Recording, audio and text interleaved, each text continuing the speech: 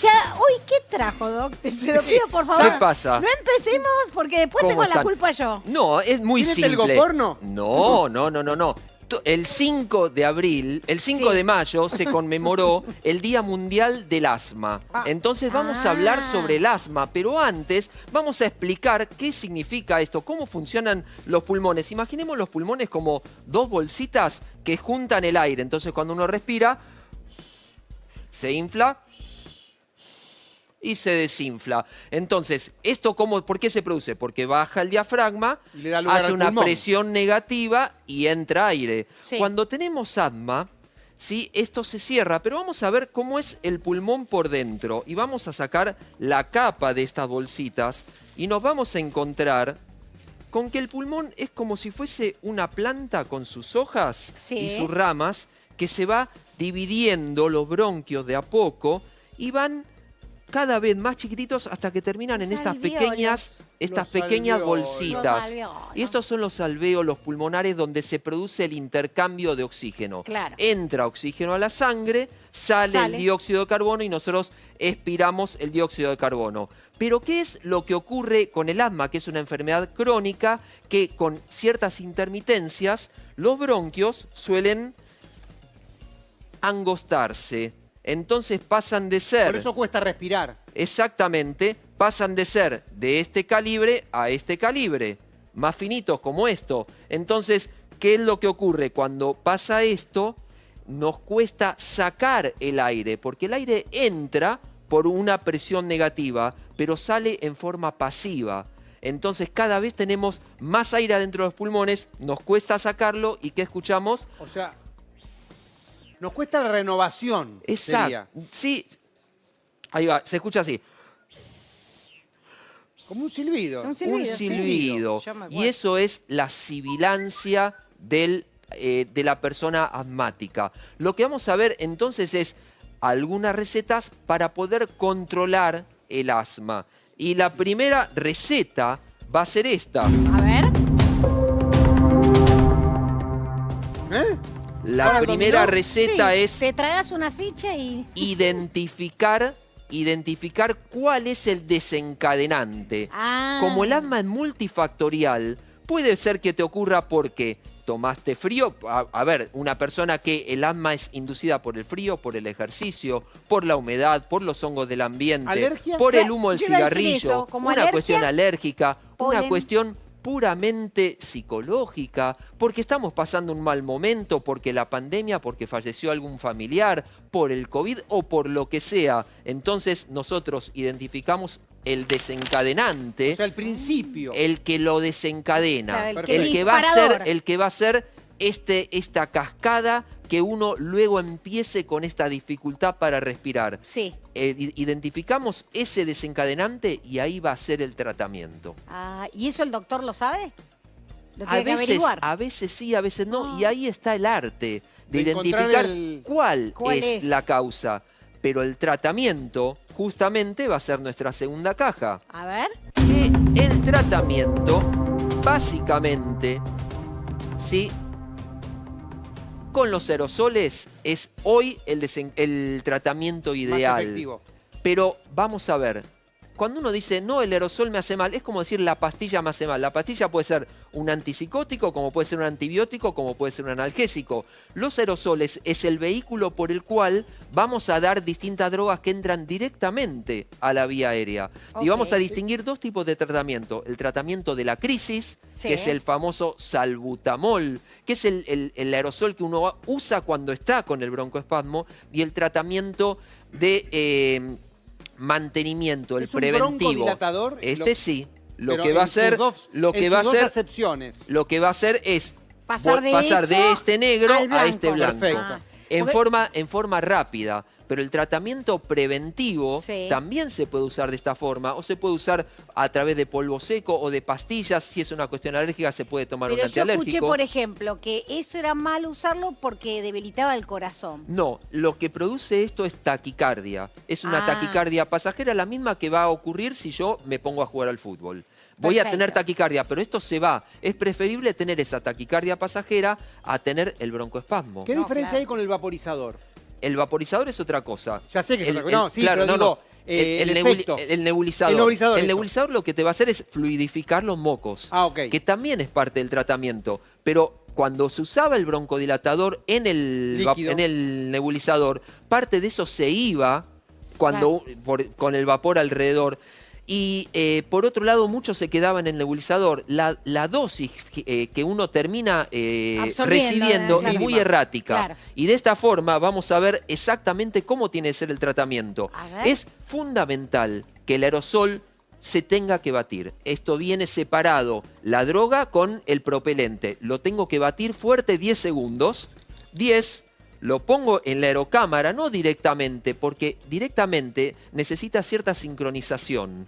Entonces tengo que respirar justo en ese momento. ¿Cómo hago con los chicos? Es muy difícil. Y por otro lado, las partículas al chocar contra la pared posterior de la faringe pueden producir broncoespasmo. Por eso se usa la aerocámara. Lo bato 10 segundos, lo pongo, lo voy a apretar y ahí se va a ver, si lo toma justo la cámara bien de cerca a esta, ahí se va a ver el aerosol como ahí se llenó. ¿Lo vieron? Perfecto. Bueno, pero eso lo hago con esto puesto acá. Lo pongo, respiro 10 segundos, siempre son 2 puffs, lo saco, lo vuelvo a batir.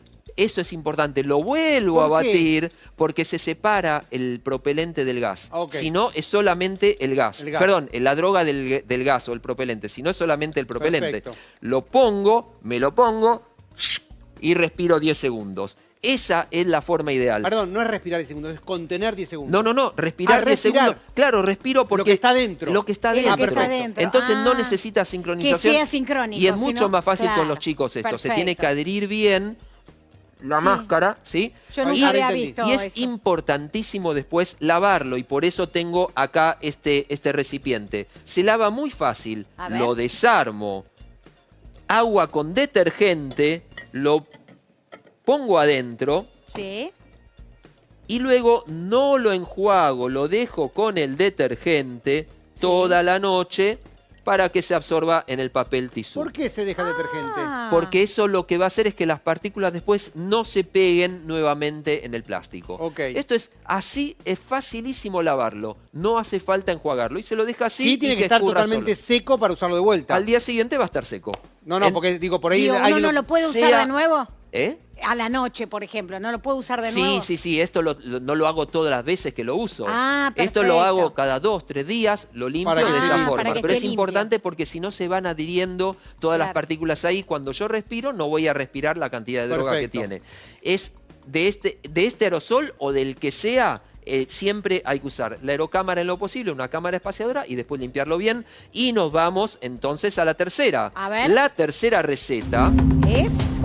Habíamos hablado que el alimento sea tu medicina. Sí. Bien, vamos entonces con eso. ¿Qué es lo que puede desencadenar una crisis asmática? Y habíamos hablado de ver los desencadenantes. Sí. Bien, el tomate es un alimento alergénico. Si a vos el tomate te causa alergia, no consumas tomate porque podés tener una crisis asmática. Si es que vos sos asmático. La leche, cuando vino la fonoaudióloga, nos contó que produce mucho moco. Bueno, el producir mucho moco también puede desencadenar una crisis alérgica. Los cítricos, hay personas que son alérgicas a los cítricos, así que si tenés una crisis asmática, no consumas cítricos. Las margarinas, hablamos de las grasas trans. Bien, la obesidad, por ejemplo, va en contra del asma. No son amigos, son enemigos, porque uno tiene que estar en buen estado físico. Entonces vamos a evitar comer las grasas trans. Lo mismo la sal. Hace que retengamos líquido, y si retenemos líquido, el pulmón trabaja menos porque no puede expandirse bien. Y por otro lado, el azúcar. Consumir mucho azúcar,